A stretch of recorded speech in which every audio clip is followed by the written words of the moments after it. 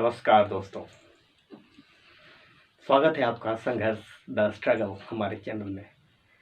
तो दोस्तों, अब हम शुरू कर रहे हैं जो हमारी एक नई पेशकश है, बस ऐसे ही। यानी कुछ ऐसी बातें हैं जो हम करना तो चाहते हैं लेकिन कर नहीं सकते, क्योंकि बहुत सारी रीजंस होते हैं। जैसे कुछ बातें हम हर जगह बोल नहीं सकते, कहीं डर लगता है वगैरह वगैरह, जैसे जैसे चीज़। तो आज का विषय है हमारा स्कूल ड्रॉप आउट्स।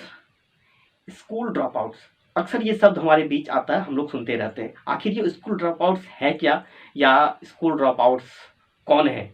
हम अक्सर देखते हैं कुछ बच्चे, ऐसे बच्चे जिनकी उम्र है स्कूल जाने की, यानी 18 साल से कम उम्र के बच्चे, वो बच्चे जो कुछ नहीं करते, क्योंकि उनको लीगली किसी काम में इन्वॉल्व नहीं किया जा सकता, किसी इंस्टीट्यूशन में या कहीं काम में उसको नहीं लगाया जा सकता, लेकिन वो स्कूल भी नहीं जाते। तो वो करते क्या है, छोटी मोटी कुछ रेडी लगा लिए, कुछ छोटा मोटा काम करना शुरू कर दिए, और बाकी वो उनका फाइनली वो स्कूल से कट हो जाते हैं। ऐसे ही बच्चों को कहा जाता है स्कूल ड्रॉप आउट।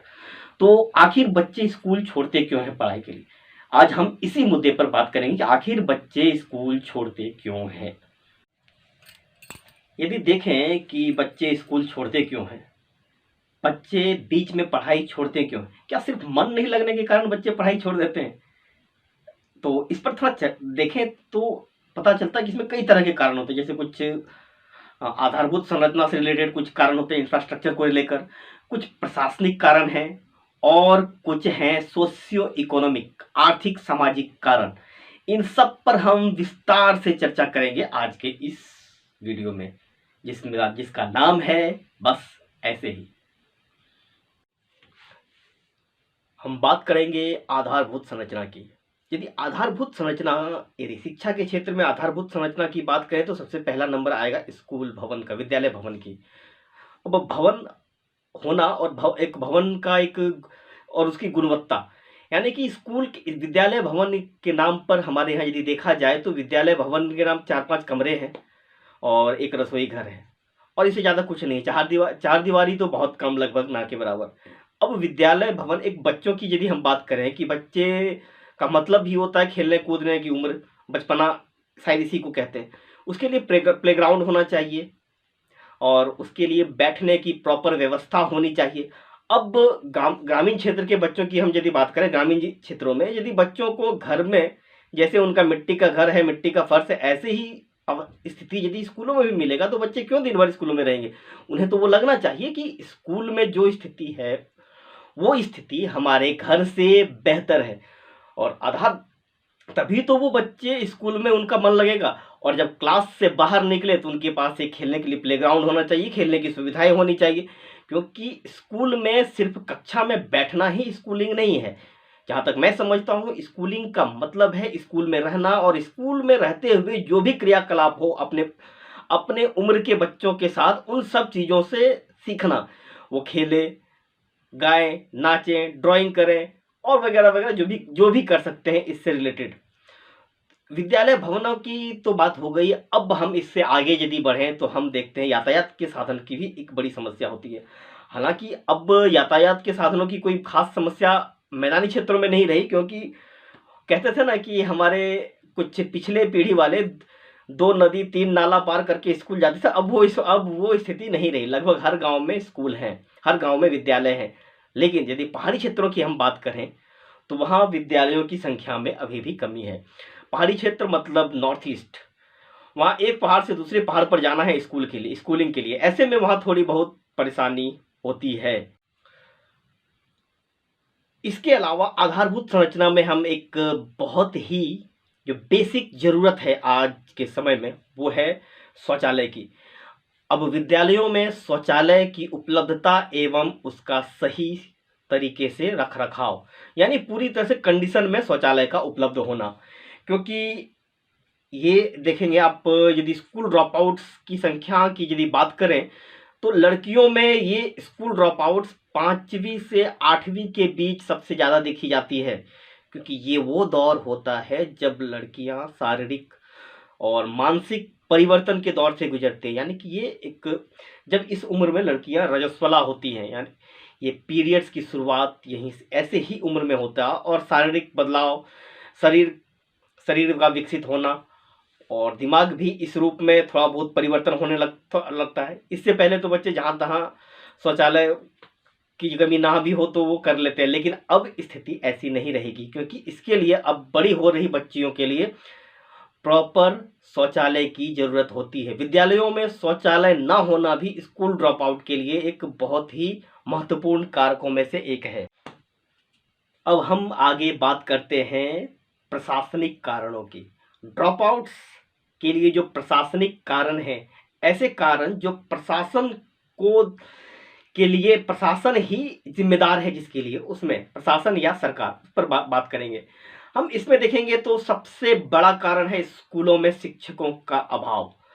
यदि एक मैं अपने गांव के स्कूल की बात करूं, अपने आसपास के स्कूलों की बात करूं, तो जहां तक देखता हूं वहां पर जो जो सैंक्शन्ड टीचर्स की जो संख्या है वो है लगभग 10, और जबकि वहां पर उपस्थित है टीचर कितने पोस्टेड हैं, कितने 3 4 5। ऐसे में अब 8वीं तक की कक्षा के लिए 10 टीचर होने चाहिए, उसके अलावा कुछ नॉन टीचिंग स्टाफ भी होने चाहिए, लेकिन वो सारे काम शिक्षकों को ही करने पड़ते हैं और वो भी 3 से 4 हैं। अब ऐसे में नियमित रूप से कक्षाएं संचालित करना संभव नहीं हो पाता। ये भी एक बड़ा वजह है सरकारी स्कूलों के प्रति नकारात्मक रवैये का।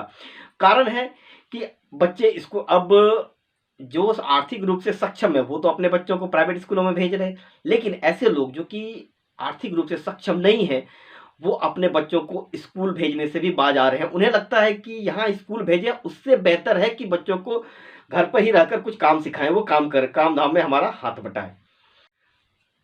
प्रशासनिक कारणों में हम अब आगे देखें तो हम पाएंगे कि सरकार के पास या हमारे पास ऐसा कोई मैकेनिज्म, ऐसी कोई मशीनरी नहीं है कि हम ये जांच कर सकें कि स्कूलों में जो शिक्षा दी जा रही है, जो स्कूलों में जो क्रियाकलाप हो रहे हैं, उनकी गुणवत्ता को जांच सकें, या फिर शिक्षकों द्वारा क्या पढ़ाया जा रहा, क्या शिक्षक सही पढ़ा रहे हैं या नहीं, ये जांच करने का सरकार के पास कोई मशीनरी नहीं है। इसकी जिम्मेदारी पूरी तरह से ग्राम शिक्षा समिति या जो गार्जियंस हैं, जो अभिभावक हैं, उनको सौंप दी गई है।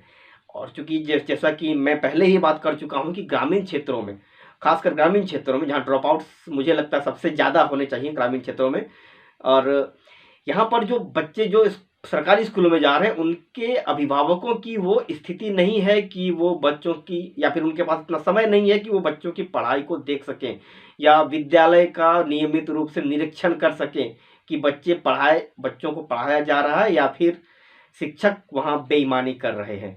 तो ऐसे में जरूरी है एक ऐसे मैकेनिज्म की, ऐसी मशीनरी की जो इस पर काम कर सके। अब आते हैं ड्रॉप आउट्स का जो सामाजिक और आर्थिक कारण है उस पर। यदि हम सामाजिक और आर्थिक कारणों की बात करें तो इसमें एक तो सबसे पहला बात है कि जागरूकता की कमी, दूसरा बाल मजदूरी, तीसरा आजीविका का पर्याप्त साधन उपलब्ध ना होना, और चौथा है पलायन। हम सबसे पहले बात करेंगे मतलब एक जागरूकता की कमी की। कई माता पिताओं का, अभिभावकों को मैंने तो ये कहते सुना है कि भाई हमने नहीं पढ़ा तो क्या हो गया। वो यहाँ तक नहीं समझ पा रहे हैं कि आखिर शिक्षा ना होने से उनका क्या क्या नुकसान हो गया, वो ये भी समझने में सक्षम नहीं है। तो ऐसे में वो शिक्षा की महत्ता को समझ नहीं पाते। और खासकर ये महिलाओं की बात की जाती है, लड़कियों की बात की जाती है, तो उनकी माएँ ही अक्सर ये कहती है कि फाइनली इसको तो करना तो चूल्हा चौका ही है। जब इनको चूल्हा चौका ही करना है तो फिर पढ़ाई लिखाई का क्या मतलब है।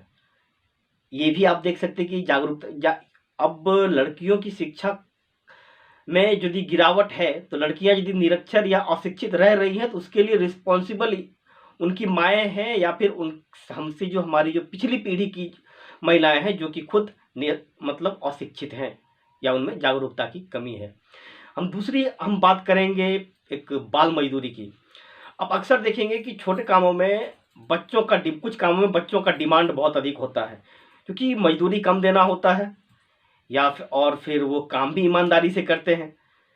तो ये जो उम्र होता है बच्चों का, जो 12 से 15 साल के बीच की, इस बीच में भी ड्रॉप आउट, मतलब कह सकते हैं कि लड़कों में जो ड्रॉप आउट देखा जाता है वो हाई स्कूलों में देखा जाता है। हाई स्कूल की स्थिति में जब वो हाई स्कूल पहुंचते हैं, यानी 8वीं से 10वीं तक, क्योंकि यही वो दौर होता है जब वो बच्चे थोड़ा घर से बाहर निकलते हैं, उनका हाथ पैर शारीरिक विकास हो चुका होता है और मानसिक भी रूप से थोड़े बहुत परिपक्व होने लगते हैं।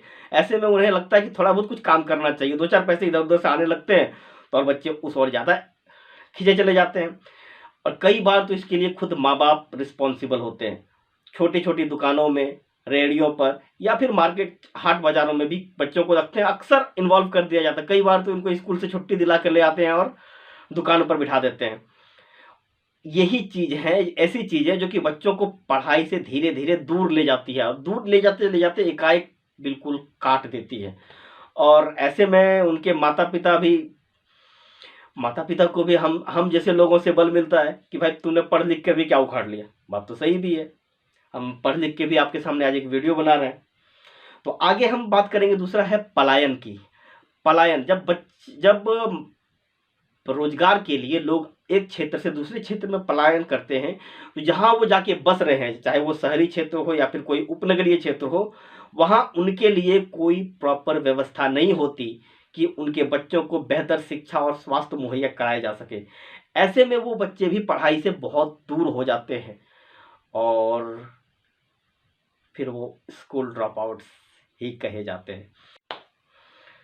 तो दोस्तों, ये था हमारा आज का बस ऐसे ही, जिसमें कि हमने बात की स्कूल ड्रॉप आउट्स पर, यानी कि वो बच्चे जिनको अभी स्कूल में होना चाहिए लेकिन वो स्कूलों के अलावा हर जगह दिख जाते हैं, हाटों में, बाजारों में, मेलों में, कहीं खेतों में मजदूरी करते, नहीं तो फिर चौक चौराहों पर, नुक्कड़ पर आवारागर्दी करते। तो देखते रहिए बस ऐसे ही। मिलते हैं नेक्स्ट एपिसोड में, तब तक के लिए धन्यवाद।